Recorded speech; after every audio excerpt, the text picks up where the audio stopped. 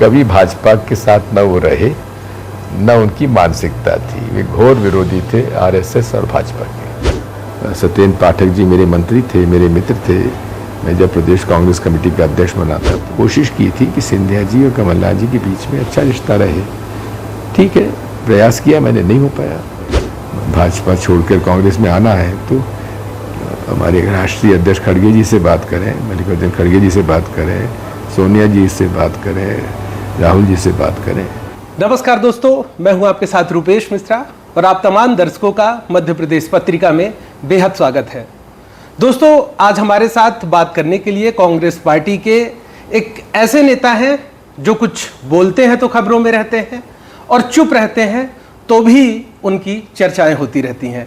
हमारे साथ मध्य प्रदेश के पूर्व मुख्यमंत्री, राज्यसभा सांसद दिग्विजय सिंह जी हैं। सर, सबसे पहले आपको मध्य प्रदेश पत्रिका में बेहद स्वागत है। धन्यवाद। चूंकि आज की बात की शुरुआत एक मैं रेलेवेंट इशू से करना चाहूँगा। 17 तारीख को श्रीनिवास तिवारी पूर्व विधानसभा अध्यक्ष हैं, उनकी जन्म शताब्दी वर्ष मनाया जा रहा है और प्रतिमा स्थापना को लेके एक बिंद में विवाद शुरू हुआ और जैसा कि अभी आपने ही मुझे ये जानकारी दी कि अब विवाद सुलझ गया है, तो इस विवाद को आप किस रूप में देखते हैं? आखिर उनकी प्रतिमा को क्यों नहीं स्थापित दिया जा रहा था, जाप्ता लगा दिया गया? इतना मैं जानता हूँ, श्रीनिवास तिवारी जी विंध्य के एक ऐसे नेता थे जिन्हों को 1952 से लेकर उनकी मृत्यु तक, उनके दुखद निधन तक वे एक सर्वमान्य नेता हुआ करते थे, विशेषकर रीवा के। और वे विंध्य नहीं, पूरे मध्य प्रदेश में उनके प्रशंसक थे, उनके कार्यकर्ता थे और हमेशा से उन्होंने अपने जीवन में गरीब की लड़ाई लड़ी, मजदूर की लड़ाई लड़ी। सोशलिस्ट पार्टी से वे सन 52 में मिले बन गए थे और मंत्री रहे,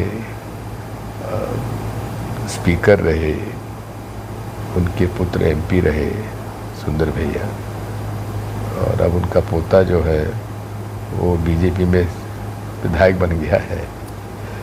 तो श्रीनिवास तिवारी जी के शताब्दी वर्ष में अगर नगर निगम मूर्ति लगाना चाहता है तो किसी को उसमें परेशानी नहीं होना चाहिए था, क्योंकि प्रस्ताव पास किया नगर निगम ने सर्वसम्मति से, जिसमें बीजेपी के लोग भी थे। लेकिन मुझे इस बात की खुशी है कि प्रशासन को, शासन को इस मामले में सद्बुद्धि आई और उन्होंने इजाज़त दे दी। 19 तारीख को सिद्धार्थ तिवारी का आपने नाम लिया, वो भी एक बड़ा कार्यक्रम कर रहे हैं, सुनने में आ रहा मुख्यमंत्री भी वहाँ पे जा रहे हैं। तो आखिर जो श्रीनिवास तिवारी हैं वो भाजपा और कांग्रेस के बीच में बट गए हैं, आपको क्या लगता है वो भाजपा के हैं कांग्रेस के? कभी भाजपा के साथ न वो रहे, न उनकी मानसिकता थी। वे घोर विरोधी थे आरएसएस और भाजपा के।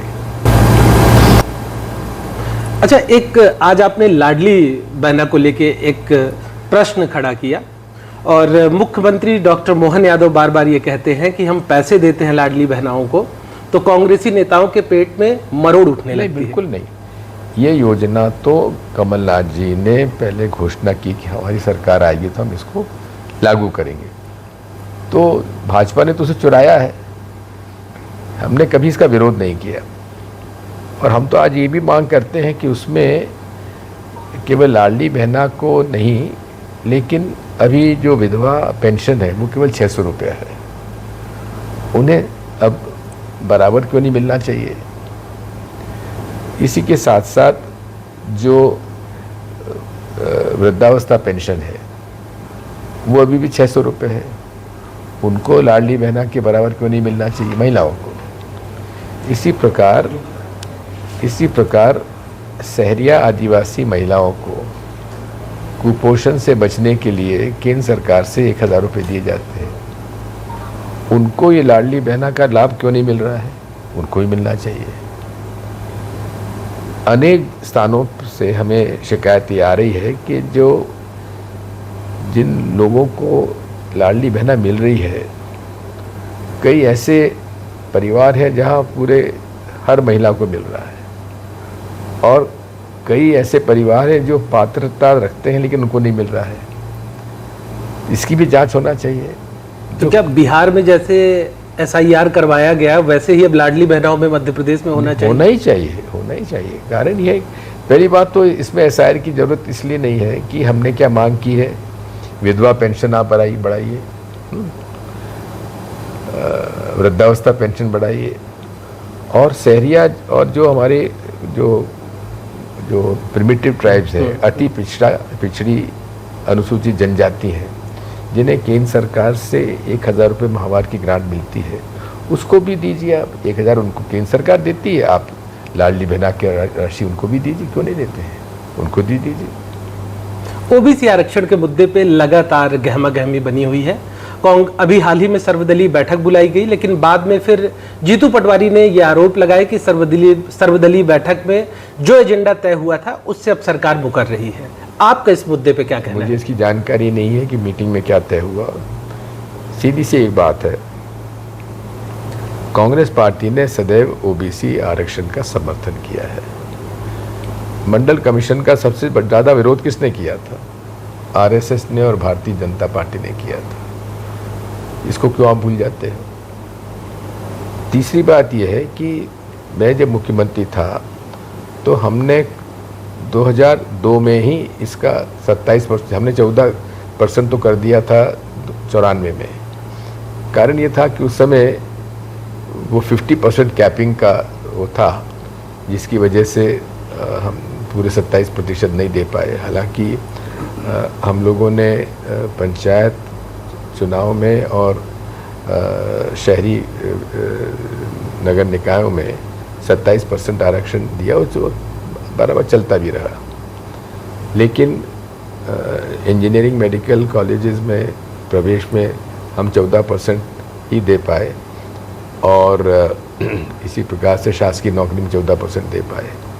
27% का हमने इस प्रस्ताव बना के, यहाँ के कानून बना के केंद्र सरकार को भेजा, लेकिन उस समय भाजपा की सरकार थी केंद्र में, अटल बिहारी वाजपेयी प्रधानमंत्री थे। वहाँ से हमें हमारा जो हमने भेजा था कि आप इसको 9 शेड्यूल में ले लीजिए और इसका 50% कैपिंग हटा दीजिए, तो वो तत्कालीन भाजपा सरकार ने मंजूरी नहीं दी। इस बार भी कमलनाथ जी ने सरकार हमारी आते ही 27% का नियम बना के आदेश निकाल दिए, जिसका कोई स्थगन का आदेश नहीं हुआ, किसी अदालत ने स्थगन नहीं दिया। लेकिन उसके बावजूद भी भारतीय जनता पार्टी की सरकार आने के बाद जिस प्रकार से उन्होंने चोरी से अपनी सरकार बनाई, तो उन्होंने एक तरफ कहते हमको देना है, और उन्हीं के द्वारा सुप्रीम कोर्ट में उसके खिलाफ फैसले के खिलाफ, राज्य सरकार के फैसले के खिलाफ उन्होंने PI लगा दी थी, जबकि कोई स्टे नहीं था। लेकिन ज़बरदस्ती कहते थे अभी अब मामला कोर्ट में, कोई मामला कोर्ट में नहीं था, कोई स्टे नहीं था। तो नीयत उनकी नेक नहीं है इस मामले में। एक भाजपा के पूर्व मंत्री हैं और विधायक हैं संजय पाठक, इन दिनों काफ़ी सुर्खियों में है, और हाई कोर्ट के जज से जुड़ा एक मामला बेहद सुर्खियों में आया जब उन्होंने जज को फ़ोन करने की कोशिश की। आप इससे जुड़े एक प्रकरण को लेकर डिंडोरी भी गए थे, आदिवासियों की ज़मीन से जुड़ा हुआ माजरा था। इस पूरे मामले को आप कैसे देखते हैं? ये बात ये है, संजय पाठक हम लोगों के परिवार का बच्चा है, और हम लोगों ने ही इसको, सत्येंद्र पाठक जी मेरे मंत्री थे, मेरे मित्र थे। मैं जब प्रदेश कांग्रेस कमेटी का अध्यक्ष बना था तो मेरे जिला कांग्रेस कमेटी ग्रामीण जबलपुर के अध्यक्ष रहे। बहुत ही नेक इंसान थे और हमारा पारिवारिक रिश्ता था उस परिवार से। तो हमने इसको आगे बढ़ाया, जिला परिषद का अध्यक्ष बनाया, उनकी पत्नी हमारी महापौर भी बनी, और उसके बाद फिर ये विधायक भी कांग्रेस का बना। लेकिन ये इस पर दबाव पड़ा होगा भाजपा का, तो छोड़कर हमको चला गया ये। उसके बाद तो ये ऐसी गलत संगत में पड़ गया कि आप मत समझिए, बस इस बात को समझ जाइए कि ये पूरे तरीके से कोई सा अवगुण नहीं है जो इसमें अभी ना प्रवेश कर गया हो। मुझे दुख होता है कई बार कि अच्छा खासा परिवार का बेटा होकर ये इस कदर इसकी हरकतों में क्यों आ गया ये। अभी हाल ही में आपकी और कमलनाथ जी की मुलाकात हुई, उससे पहले कुछ हुआ, फिर अभी आप उनसे मिलने गए? कुछ भी नहीं हुआ। क्या हुआ? सरकार गिराने में की बात यह है, ये सारी बातें चीज़ें तो चलती रहती है। हमारे कम से कम लगभग 40 साल से पुराना हमारा रिश्ता है और उनकी उनका सहयोग हमेशा मुझे मिलता रहा और मेरे मुख्यमंत्री बनने में उनका पूरा सहयोग मुझे मिला, पूरा समर्थन मिला। तो इसलिए हमारे बीच में कोई कभी मनमुटाव नहीं रहा है। लेकिन आपने एक इंटरव्यू में ये बात कही थी कि वो इल्ज़ाम मेरे सिर आए जो मैंने काम किया ही नहीं। वो कौन से इल्ज़ाम है? बात वही है कि मैंने हमेशा से कोशिश की थी कि सिंधिया जी और कमलनाथ जी के बीच में अच्छा रिश्ता रहे। ठीक है, प्रयास किया मैंने, नहीं हो पाया। सिंधिया जी को लेके इन दिनों आपके दिल में बड़ा सॉफ्ट कॉर्नर नजर आता है। हमेशा से रहा है। लेकिन कभी आप उन्हें गद्दार भी कहा करते थे, लेकिन अब आप उन्हें बेटा बता रहे हैं। देखिए, ऐसा है, मैंने उन सभी को गद्दार कहा है जिन्होंने भाजपा जाकर कांग्रेस का जो के साथ जो अविश्वास किया। कांग्रेस पार्टी ने उन लोगों को क्या नहीं दिया। उनमें से कई मिनिस्टर थे, कोई सिंधिया जी तो केंद्र में मंत्री भी थे, महामंत्री भी थे कांग्रेस पार्टी के, और हमारे जो मध्य प्रदेश के पहले 3 नेताओं के बीच में उनका नाम हमेशा से रहा है। और हम तो उनको हमेशा कहते थे कि कमलनाथ जी के बाद आपका ही नंबर है, आप मुख्यमंत्री के हमारे दावेदार होंगे। लेकिन ठीक है, वो चले गए हमारे से। तो क्या आप मुख्यमंत्री बनने की शर्त में यदि वो वापस आने के लिए कहें तो आप उनका स्वागत करेंगे? ऐसा ये मेरा निर्णय नहीं हो सकता। अगर उनको मुख्य भाजपा छोड़कर कांग्रेस में आना है तो हमारे राष्ट्रीय अध्यक्ष खड़गे जी से बात करें, मल्लिकार्जुन खड़गे जी से बात करें, सोनिया जी से बात करें, राहुल जी से बात करें, निर्णय करें। खाद्य संकट एक प्रदेश में बड़ा मुद्दा है। अभी बिंद में शिवराज सिंह चौहान का दौरा हुआ था, तब कई जगह उनका विरोध भी हुआ। आपके पार्टी के विधायक हैं, उन्होंने शिवराज सिंह का काफिला रोका। इस संकट को कैसे देखते हैं? ये सेल्फ क्रिएटेड है। सरकार चाहे तो ये खाद्य वितरण बड़ी आसानी से किया जा सकता है। खाद की कमी नहीं है, व्यवस्था की कमी है। जब पूरे प्रदेश में पूरे प्राथमिक सहकारी समितियों का संगठन है और हर तहसील में 4-4, 8-8 सहकारी समितियां हैं, 10-10 सहकारी समितियां हैं, वहाँ गोदाम है, सारी व्यवस्था है, वहाँ रखे, वहाँ से बंटवारा किया करें। वहाँ से बंटवारा क्यों नहीं करते हैं? ये सारा का सारा है, ये काला बाजारी से पैसा कमाने का उनका धंधा चला हुआ है और इसमें पूरी सरकार इसमें लिप्त है।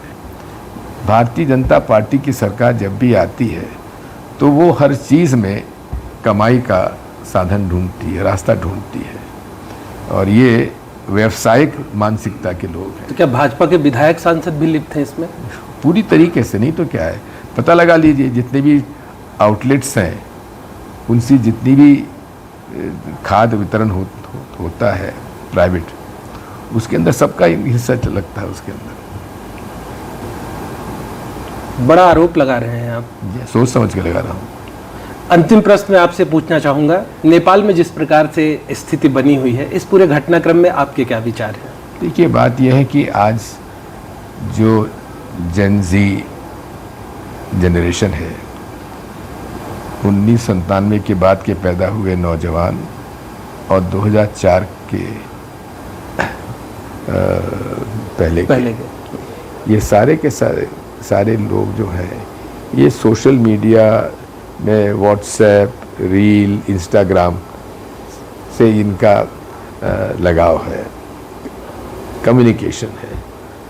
उस पर रोक लगाकर बहुत बड़ी भूल की नेपाल सरकार ने, और शायद चाइना के दबाव में टिकटॉक को उन्होंने प्रमोट किया। हाँ, सिर्फ उसी ऐप को छोड़ा, बाकी सबको बैन किया। जिसके अंदर आप देखेंगे कि उस पीरियड में 8000% का ग्रोथ हुआ था टिकटॉक का। तो उसका रिएक्शन है। लेकिन भाजपा के एक विधायक हैं जिन्होंने कहा नेपाल जैसी स्थिति भारत में भी बन सकती है, गृह युद्ध हो सकता है। आपका क्या मानना है? साकी जी से पूछिए, हमारे गुना की विधायक है। एक बार आपने कहा था कि सांप्रदायिकता का जहर अभी बोतल में है, यदि बोतल से बाहर आ गया तो उसे काबू करना बड़ा मुश्किल बाहर आ चुका है। ये तो मैंने 2000 मैं समझता हूँ 15 या 16 के होम मिनिस्ट्री की डिमांड्स पर मैं शादी से कहा था कि आप इससे मत खेलिए, ये बोतल में बंद किया हुआ जिन्न है, निकल गया तो आप बाद में इसको डाल नहीं पाएंगे, और यही हालात अब बिगड़ते जा रहे हैं। तो जिन्न बाहर आ गया है? निश्चित तौर पे आ गया। मैं आपसे पूछता हूँ, मुसलमान अगर किसी हिंदू लड़की से शादी करे तो लव जिहाद है। ये कौन सा कानून है? किस कानून के अंतर्गत कार्रवाई की जा रही है? किस कानून के अंतर्गत लोगों को गिरफ्तार किया जा रहा है? किस कानून के अंतर्गत उनके मकान तोड़े जा रहे हैं? क्यों? और यदि हिंदू लड़का मुस्लिम लड़की शादी कर ले तो उसे आप क्या कहेंगे? वो भी लव जिहाद है क्या?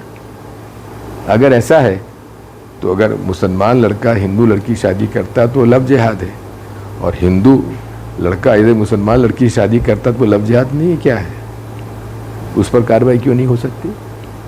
तो ये देश के संवैधानिक व्यवस्था के विपरीत है, और संविधान को ये लोग बर्बाद करने में और ख़त्म करने के राह पर हैं। तो लव जिहाद ये शब्द आखिर फिर आया कहाँ से? भाजपा से, संघ से, उस मानसिकता के लोगों से। तो ये थे हमारे साथ दिग्विजय सिंह जी, जिनका साफ तौर पे कहना था कि लव जिहाद जैसा जो शब्द है वो भाजपा और संघ की देन है। कैमरा पर्सन सुभाष ठाकुर के साथ मैं रूपेश मिश्रा, पत्रिका भोपाल।